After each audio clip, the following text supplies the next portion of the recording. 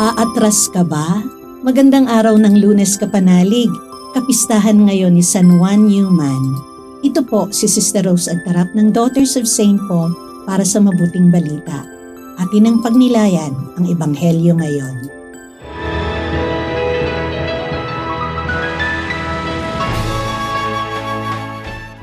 Nang marinig ni Jesus na dinakip si Juan, lumayo siya pa Galilea. Hindi rin siya tumigil sa Nazaret, kundi sa Capernaum na nirahan sa may baybayin ng lawa ng Galilea sa teritoryo ng Zabulon at Neftali. Kaya natupad ang salita ni Propeta Isaias.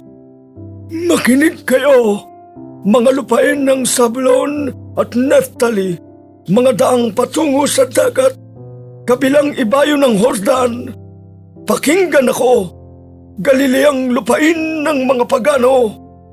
Nakakita na ng malaking liwanag ang mga lugmok sa kadiliman. Sumikat na ang liwanag sa mga nasa anino ng kamatayan.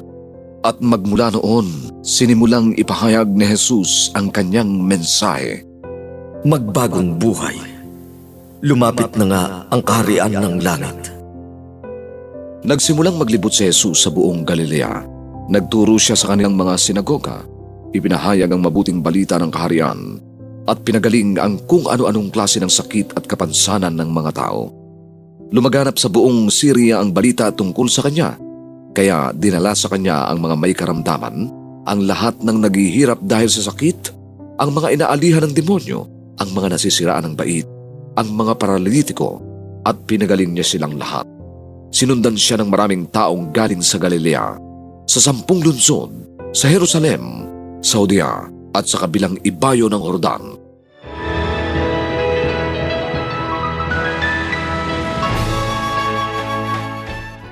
Pamilyar ba kayo sa kasabihan na no retreat, no surrender? Ibig sabihin nito, kailangan lakas loob nating harapin ang bawat hamon ng buhay. Huwag agad sumusuko. Pero sa Ebanghelyo ngayon, tila hindi sinunod ito ni Jesus. Matapos niyang mabalitaan ang pagkabilanggo ni Juan Bautista, umiwas siya at nagpunta sa Galilea. Tama ba ang ginawa ng ating Panginoon? Oo, tama. Sapagkat hindi ito pag-atras na may halong takot o pag-urong sulong. Ang kanyang paglayo ay isang matalinong hakbang, isang paghahanda para sa mas malaki at mas malawak na misyon na inilalaan ng Ama. Ganyan din sa buhay natin. May mga sandaling kailangan nating umatras pansamantala. Magpahinga, magmuni-muni, manahimik. Hindi ito kabiguan. Hindi ito kawalan ng tapang. At hindi ito pag-iwan sa laban. Ito ay paghuhubog at pag-ayos ng puso. Ito ay paghahanda. Minsan, strategy din ng Diyos ang pag-atras. Ang ginawa ni Jesus ay isang paalala.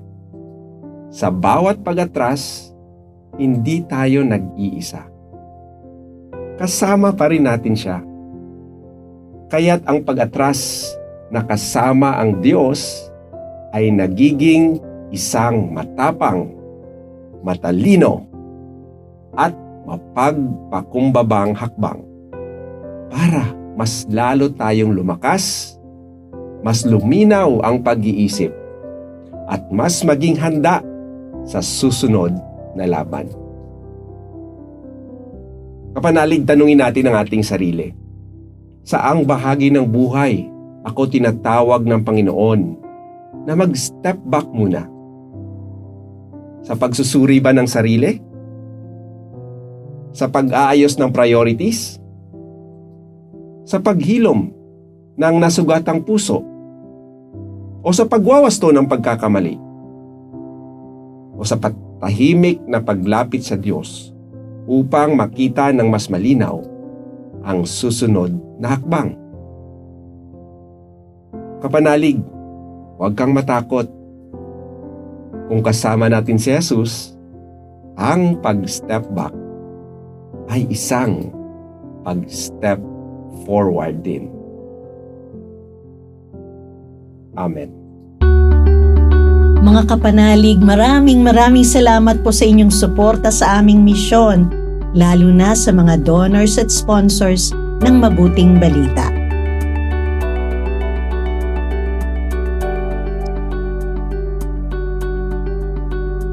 Subscribe, like, share, and follow po lines sa aming social media accounts. At patuloy kaming humihingi ng inyong tulong upang maipagpatuloy ang programang ito.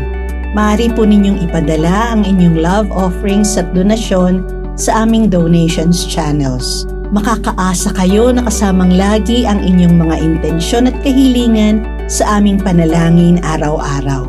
Ito pong muli si Sister Rose na nag-aanyaya sa inyong manalangin. Banal na sanggol, pinawi mo ang kadiliman sa sanlibutan noong dumating ang iyong liwanag sa aming buhay. Pasinagin mo sa amin ang iyong paglingap upang makapamuhay kami bilang mga kapatid mo, ngayon at kailanman. Amen.